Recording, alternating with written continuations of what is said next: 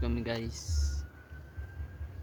Ah, ako nga pala, welcome sa aking channel. At ako nga pala isang self-taught technician at isang grade 12 student. At ako nga pala ay nag-aaral ngayon ng ALS kasi tumigil ako ng ilang taon sa high school. Ngayon nagpa-plan ako na mag-aral ng college.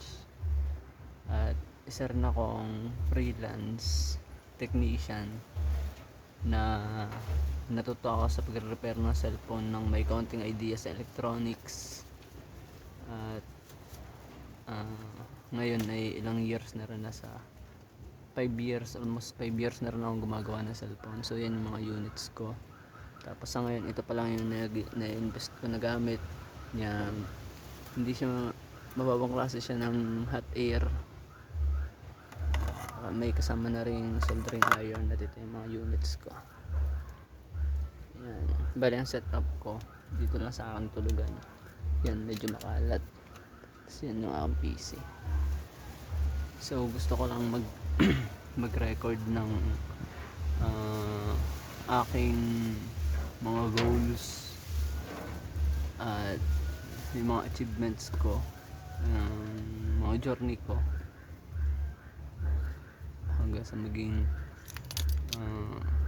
maging professional technician na ako at makatapos ng pag-aaral. So number 1 goal ko sa ngayon ay makatapos ng grade 12. Ngayon ay January 2 at yan, by March or April ay gagraduate na ako. So yun ang isa sa mga goal ko. Kailangan ko makagraduate ng grade 12.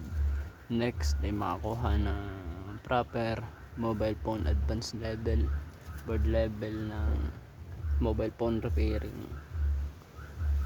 So yun. Mga units, mga pinagpraktisan kong units. Ito mga unit ko na pambenta. At yan, hindi ko focus. Yan mga pagawang cellphone. Ito.